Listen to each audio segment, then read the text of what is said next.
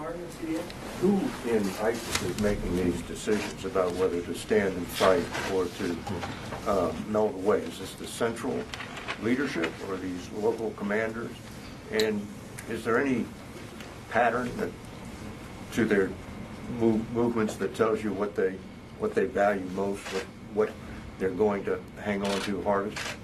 I'm not sure I can answer your question about who is making those decisions. I'm certainly, this is a strong network. They do rely on guidance from their centralized leadership. So I would imagine there is some indication that there's direction coming. I mean, some of what we saw in the Manbij fight was direction from Baghdadi to his fighters to fight to the death. Obviously, they didn't. So they didn't follow his direction, which may be an indication of the state of ISIL, at least in some cases here. So I do think there is direction coming from the centralized leadership, but again, we have to respect our enemy, and we have to recognize that he has leadership at the lower level that is also going to continue to make decisions down there about what they're doing. And I'm sorry, David, the second part of your question. Most. What are they likely to hang on to the hardest?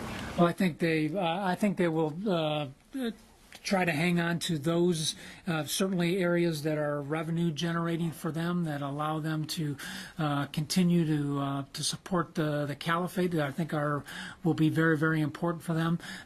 Certainly iconic locations within either of those cities or other locations are important to them. I think it's important for them to probably to have a capital of the caliphate. So as they define that, I think they'll probably identify areas that are perhaps more defendable or more important to them, and they'll continue to try to hold on to that. Got time for just a few more. Nancy? Thank you. General, I wanted to follow up on a response that you gave to Gordon about what Mosul looks like after its eventual fall. You made reference to the fact that the fight against ISIS will continue, that it won't end, and that they are adaptable. I was wondering if you could offer some specifics about what does that look like. Are you worried about the potential that they would then carry out terror attacks in Europe, in the West, that they would try to expand the caliphate to other places like in Asia? And secondly, I was wondering if you could tell us about the U.S. efforts to get back hostages held in Afghanistan, like Katie Coleman.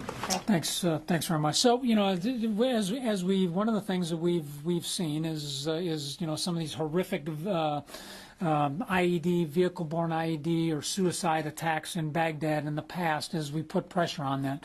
Fortunately, we've worked very closely with the Iraqi government to begin to address that. And again, I think that's an area where we're making some progress. We haven't completely eliminated it, but we have, through our work together, enabled the Iraqi forces to go after that network that is pursuing that. So I think as we look in the wake of a big operation like Mosul, I think it is possible that we will see some of those type of terrorist attacks, that they will try to, again, go after vulnerable locations with vehicle-borne IEDs, to continue to challenge the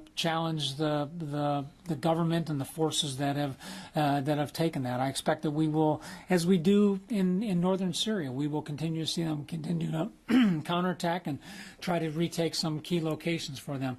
And certainly as the physical caliphate disintegrates and as it comes apart, as we dismantle it, I think, as I've indicated, I think that they will return to more of their terrorist-like roots, and so they will continue to try to either direct or support or potentially inspire attacks outside of the core in Iraq and Syria. And so I think we should expect to see that, and that is why I think it's, as the Secretary said, we certainly got to address what's happening in Iraq and Syria, but that's not sufficient. We've got to look much broader at all of our efforts to address the threat that they pose trans-regionally as well as in this particular area.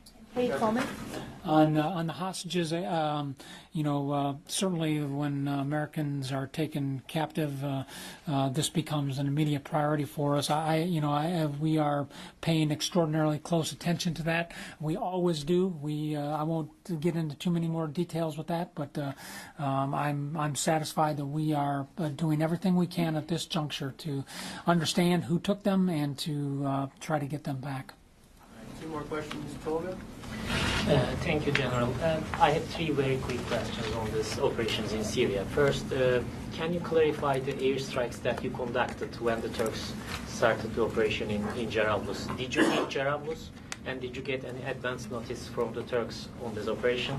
The secondly, do you have any communication channels with the FSA units advancing from Jarablus to Manbij? Are you allowed legally to coordinate airstrikes with CIA-backed groups on the ground in Manbij pocket? And the third, do you have any information about what happened to ISAF militants who left the border areas? Are you concerned that they can act under the umbrella of FSA?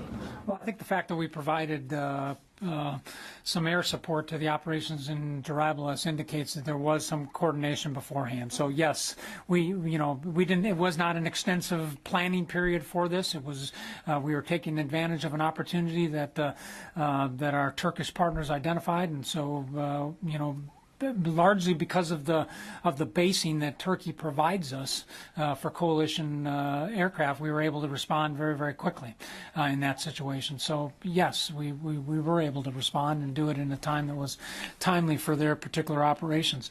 We are not necessarily directly talking to all of those partners. We do work through our Turkish partners to communicate to them and communicate what is happening. So we try to use all mechanisms of communication back and forth here with how we talk to the various partners.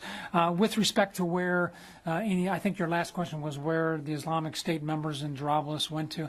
I think there's a variety of places they could have gone. They certainly could have gone further to the west, the southwest, down and towards the Al-Bab area. They could have moved down towards Raqqa. Those are areas where there are presence of Islamic State forces. So my expectation is they would have moved to areas where they could have received support from Islamic State elements, which might be those locations. The last one, are you concerned that they can act under the umbrella of FSA?